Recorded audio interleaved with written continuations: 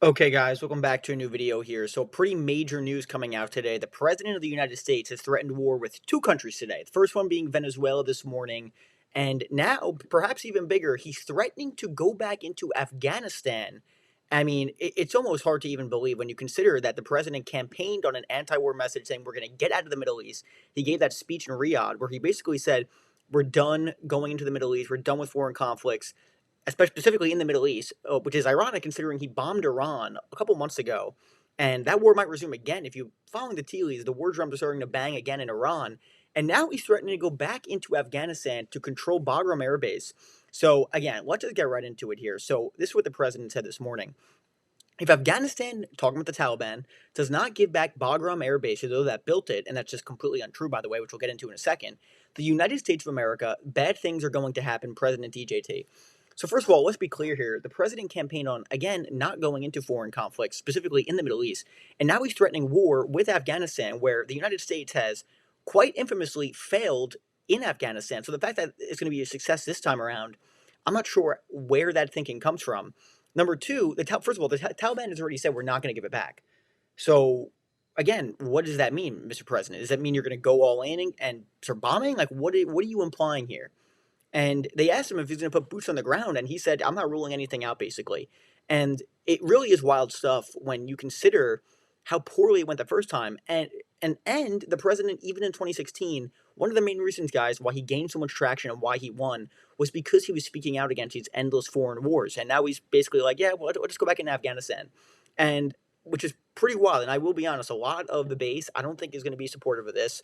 But let's be honest, a lot of the older generations, people who are watching Fox News, people who are watching Newsmax, I mean, the media is going to be absolutely supporting this. So if they're supporting this, the president is probably going to be able to get away with it. If he, at least he's going to have an initial public support to do something like this. And again, in 2016, Trump promised to withdraw American troops from Afghanistan and end endless wars in the Middle East, but he is now advocating for their return. And the reason why is because, again, the idea of coming out of the Pentagon is okay, it's a strategic base because the Chinese have their nuclear sites, and this is according here. Trump wants to return U.S. troops to Afghanistan. By the way, we were trying to go back there. This is a couple of days ago when this all started. And it is located an hour's drive from where China produces its nuclear weapon. This is your anti war president. So, if we're talking about troops on the ground, guys, it could potentially be an outright disaster. And again, take into account what has happened already in this administration, not even a year in. We bombed Yemen already, the United States. The United States has bombed Iran quite infamously, but depending on how you look at it. And that conflict might resume again relatively soon if you're following the tea leaves. So again, I just don't understand how people who said we're going to vote for Trump because we're anti-war, hearing all this, everything that's happened so far, how are you not profoundly disappointed by this? And look at what he said even last night. This is all within 24 hours, guys. He's threatening war with Venezuela. I mean, truly an insane tweet he puts out. We want Venezuela to immediately accept all of the prisoners and people from mental institutions, which include the worst in the world insane asylums. A Venezuelan leadership has forced into the United States. Thousands of people have been badly hurt and even killed by these monsters. Get them out of our country right now, or the price you will pay will be incalculable. So he's threatening to bomb Venezuela now. And the idea is you have to accept a bunch of mentally ill people back into the country. I don't even know what that means. Obviously, the Venezuelans, the government is not going to agree to this. So the implication is, okay, well, they're not going to do that. So he's setting the pretext for a conflict with Venezuela as well. We're seeing massive military buildup in the Caribbean, preparing for war with Venezuela, which is absolutely wild stuff.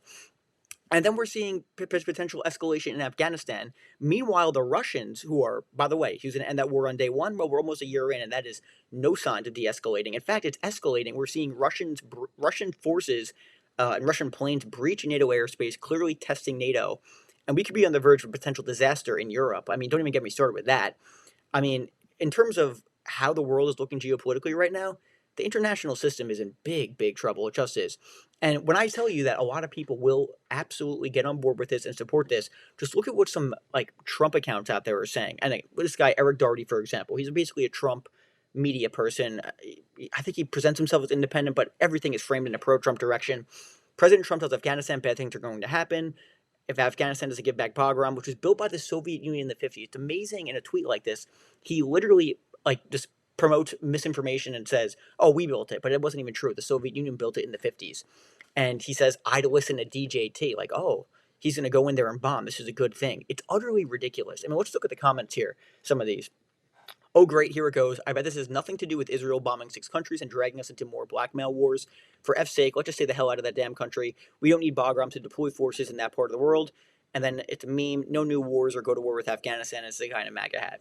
So, again, will this happen? I don't know what to expect, guys. I really don't. But if we start bombing Afghanistan again, I just can't imagine how that would be beneficial for the United States. It would be utterly insane.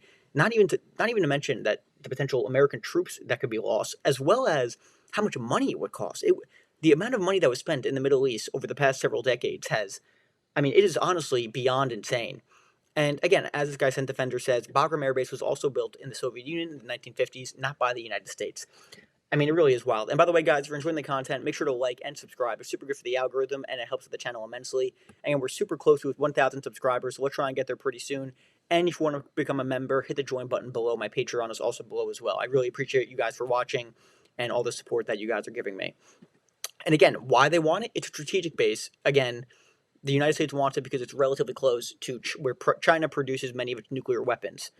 So again, we're seeing escalation all across the world right now, and it's just wild to me when you consider what he campaigned on, ending all foreign conflicts. The exact opposite has happened. I don't even know how you can dispute that.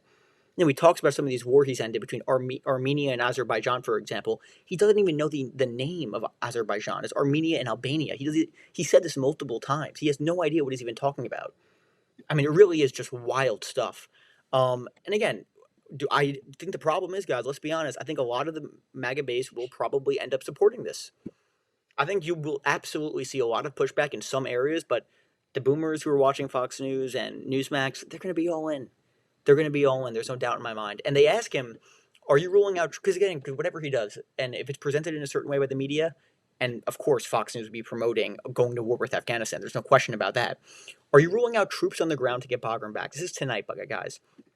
We won't talk about that. We're talking now to Afghanistan. We want it back, and we want it back soon, right away, right away. And if they don't, you're going to find out what I'm going to do. But the implication here is we're going to have American strikes in Afghanistan.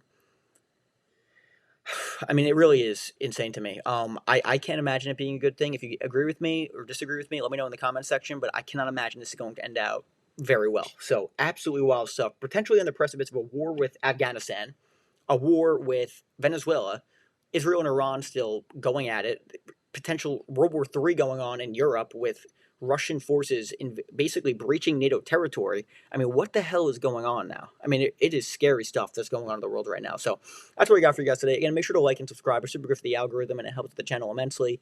And if you want to become a member, hit the join button below. I really appreciate you guys for watching.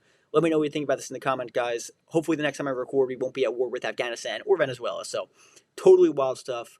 Have a great night, and I'll see you later.